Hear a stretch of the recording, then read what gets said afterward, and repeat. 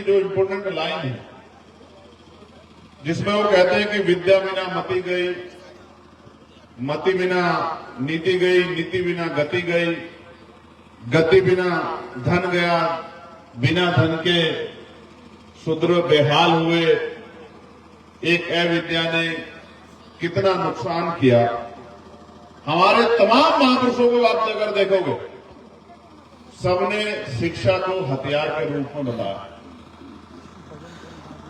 और क्योंकि ठंड बढ़ रही है, मैं तो एक समय ऐसा था जब सूरज अभी बीच में निकल के मैं ऊर्जा दे गया, तो वरना मुझे बड़ी ठंड लग रही थी। मैं कह रहा था यार सर्दी बहुत हो रही है, कार्यक्रम को शॉर्ट किया जाए। लेकिन मैं तो आपकी हिम्मत की जान देता कि कैसे डटे हुए बैठे हो यार। आप लोग तो मंच की हिम्मत बढ़ा देते हो। अगर आप लोग ना डटो तो मंच पे बैठने वाला वैसे ही जो है। और ये वो लोग हैं जो वैचारिक लोग हैं। इस मंच से क्या क्या नहीं कहा गया है स्वास्थ्य पाखंडवाद को, क्या क्या नहीं, किस तरह के हमले हुए। एक से बड़ा एक हमलावर, नीचे ऊपर सब लोग डट के खड़े थे। इतने हमले के बाद भी मनवाद अगर ताकतवर है तो हमें चिंतन करना चाहिए कि इसका कारण क्या है। क्योंकि इतना खुल के मनवाद के खिलाफ जब इतने पहरेदार खड़े हैं, फिर भी मनवाद तेजी से आगे बढ़ रहा है और उसकी जड़ें गहरी हो रही है और उसकी जड़ें हमारे घर तक है। तो इसमें एक सबसे बड़ा मेरा सुझाव आपको ये है कि आप अपने परिवार को आंदोलन से जोड़िए, वैचारिकी से जोड़िए। अगर आप अपने परिवार में, यही कहा जाता है ना सबसे बड़ी बात कि भाई पत्नी नहीं सुनती है, अब बताओ घर में झगड़ा कौन कराए। मां नहीं सुनती है, बहन नहीं सुनती है, भाभियां नहीं सुनती है। उसका एक साधारण तरीका मैं आपको बता रहा हूं। आपकी बात नहीं सुनती ना, तो आप किसी दूसरे व्यक्ति को लाके खड़ा करो। किसी बहुत महिला हम पे ऐसी हैं, आंदोलनकारी, नेतृत्वकारी महिलाएं, मिशनरी महिलाएं, जो महापुरुषों की विचारधारा को बताने का काम करती हैं। उन महिलाओं को अपने घर में लाके अपने परिवार को सबसे पहले शिक्षित करना।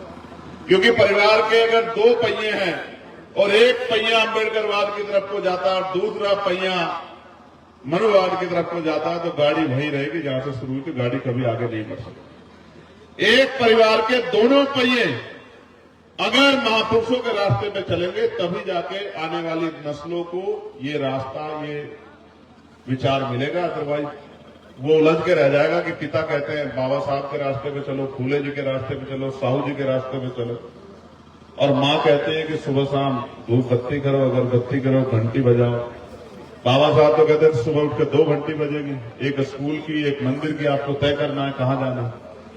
उन्होंने ये भी कहा गुलाम को गुलामी का एहसास करा दो, अपनी बेड़ियां स्वयं काट देगा।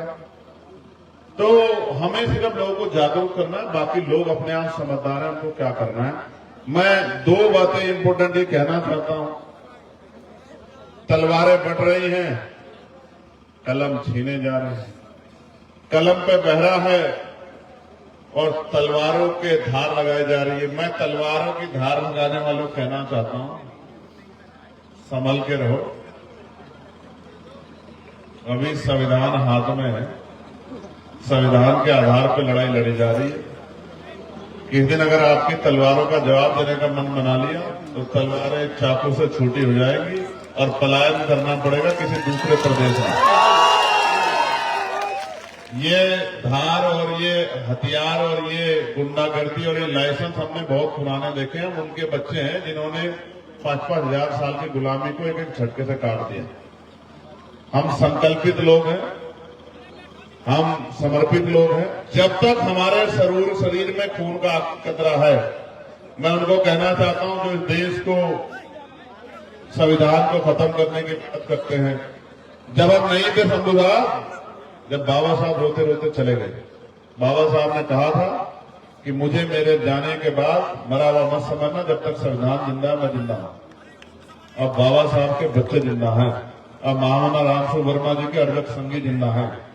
अब इस देश में बहुजन हिताय बहुजन सुखाय के पहरेदार जिंदा हैं। संविधान पे आंख उठाने वालों को ऐसा सबक सिखाया जाएगा कि भीमा कोरेगांव हल्का पड़ जाएगा। भीमा कोरेगांव के बाद नई पिक्चर जो देखे जाएगी वो हिस्टोरिकल होगी। मैं संविधानवादी हूं, लेकिन बहुत जिम्मेदारी से कह रहा हूं, अगर संविधान पे आंच आई तो हर कीमत से गुजर सकते हैं। इस बात को आप याद रखना।